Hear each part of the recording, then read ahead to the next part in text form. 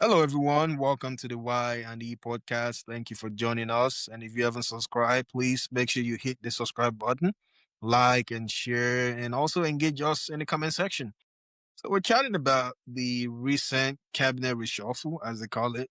Mr. Bayo Nottingham said it was a cabinet reshuffle, but it's no longer a surprise or a news that the Minister of Finance in Nigeria, Mr. Wale Edun, has been relieved of his job. And another member of the Federal Executive Council was also relieved of his job. And there's a lot of rumor going around about what happened. Maybe it was due to the fact that Mr. Wale Edun challenged the president, or when the president basically lied that the Nigerian government met its revenue target in 2025 in the tunes of 20 or 30, in the tunes of 30 trillion naira, and Mr. Wale Edun came out and refuted the claim and made the president look incompetent or look like he didn't know what he was talking about. It is obvious that if the president wants to make something happen, he can make it happen. If he wants to uh, relieve people of their duties, especially ministers or head of services that are not pulling their weights, they're not doing a good job, he can do that. And I would hope that the Nigerian people are paying attention, that the president fired somebody or relieved somebody of his duty because he basically wasn't performing. So I'm hoping Nigerian people will go back to the drawing board in 2027 and relieve the president of his duty too. If he's not able to deliver on his promises, they should basically do what he did to Mr. Wale Edun and other people out there. What do you think? But it's easier said than done. Let's not get ahead of ourselves. It's not going to happen. In the history of Nigeria, it hasn't happened. It only happened to Jonathan because Jonathan was technically not a politician. Tinubu won against all odds in 2023. Wasn't in the best of terms with Buhari's administration. He wasn't their best candidate. In fact, he wasn't even their preferred candidate. And everything was stacked against him. They redesigned the Naira because of him. They did so many things because of him to to maybe to deprive him of that seat, and he won, played his game very well, and won against all odds. So how much more when he's on the seat, when he's the president? He has all the paraphernalia of the office. He has the security architecture. He has the INEC. He has everything that is required to win an election in Nigeria. So, as harsh as it may sound, it's not going to happen. Nigerians will not be able to sack Tinubu in 2027. I think every employee of the president, or every employee of the federal government, or every appointee serves at the pleasure of the president. Okay, he can hire and fire whoever he chooses to. He probably assessing them, and then maybe realize that not because they are not necessarily good in their craft or in whatever they do. Maybe they are not just the best fit to deliver, his vision and his campaign promises, and he decided to drop them. And Wale Edun has been working with Tinubu for a very long. In fact, it looks like he was Commissioner of Finance in Lagos State when Tinubu was the governor in Lagos State. So they are old boys. They've been together for a long time. I don't think there is any bad blood between both of them. It just didn't work. You did be surprised he will be given a lesser appointment or be thrown into a ministry and be made like MD or something, or maybe. But a lot of people have been suggesting that, since he had some, health issue last year, maybe this is the time to retire and then spend time with family and friends and, just spend more time. I mean, he's been working for a minute.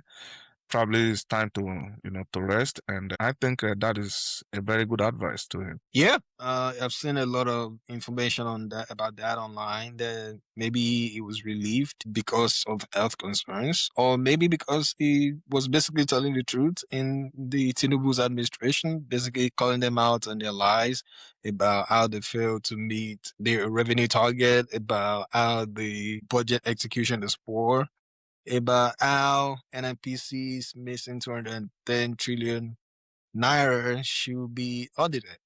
But it looks like they no longer want him in a position. If even though it is true that every political appointee serves at the pleasure of the president, The president, if you believe the people voted for him, serves at the pleasure of the people.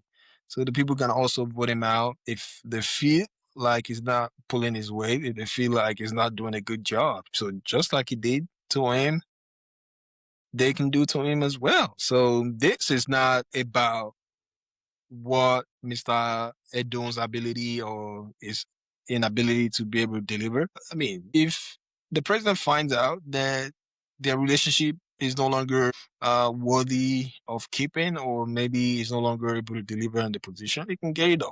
No one is denying that fact. But I'm just saying that Nigerian people should take note when they go to the polls in 2027.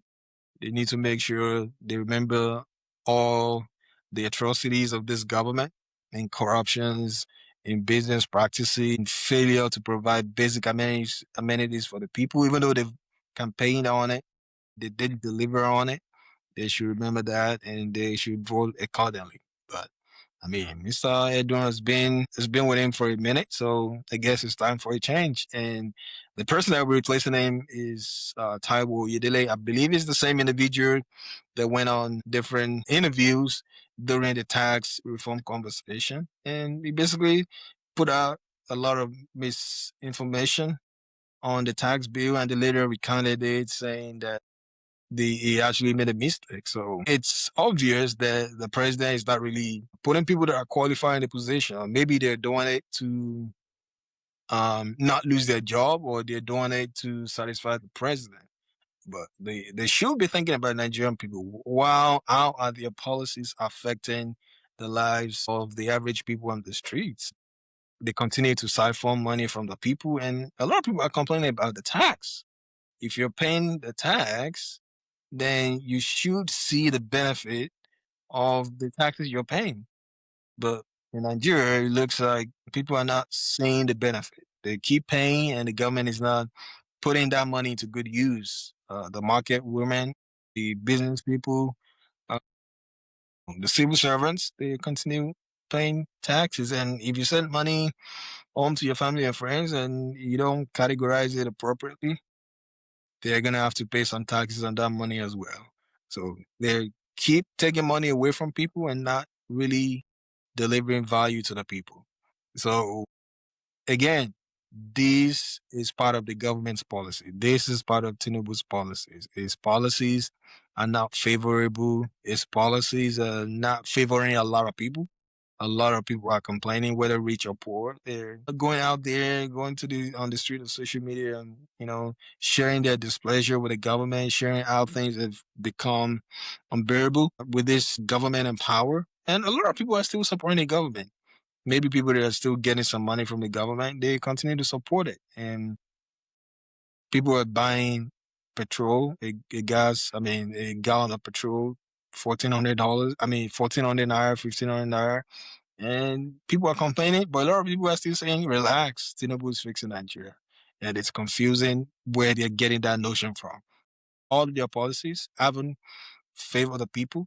Maybe it'll favor them in the future, but as of right now, the Nigerian people need some kind of relief, and it's not coming.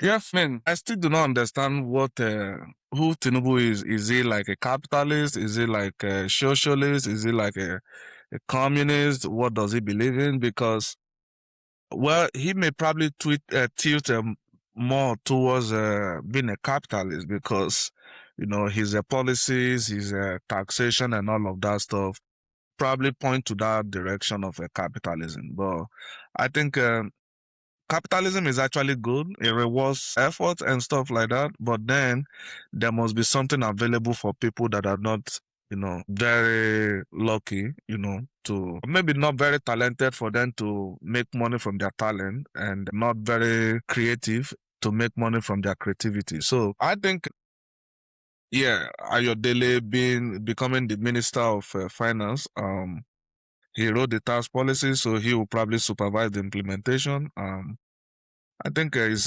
probably putting a round peg in a round hole, but the tax policy or the tax this thing will be, we will know if it is good or bad depending on the implementation. But like you said, honestly, I don't know if you are sending money to Nigeria, how to characterize that money so that they don't, they don't apply tax to the money. I don't have problem paying tax if the tax is doing what it's supposed to do. When they are looting it, the selected few are looting it, using it to bribe the judiciary, using it to build unnecessary houses for judiciary, using it to buy cars for the monarchs, like they did in Ogun State, that were bought cars for SUVs for almost all the monarchs in Ogun State. That is a very bad thing to do to the masses. The tax benefit or whatever shouldn't be limited to just selected few. I think it should get to everybody. We'll see how Ayodele performs, but I think Wale Edun will be remembered by, with so many things that happened to our economy. The naira, that skyrocketed, against the dollar, the high cost of living, the inflation, the removal of fuel subsidy, all of those things will be his legacy, whether he like it or not. So in the coming days, there will be a lot of people on the TV analyzing his time as the Minister of Finance. Maybe depending on where you belong, that will probably shape your perspective on him. But overall, I think he will be remembered by some of those things that happened, some of those harsh economic decisions and policies that they put in place. Yeah, let us know what you think about Ayodele becoming the substantive Minister of Finance from Minister of State from Finance. So we'll be happy to engage with you in the comment section.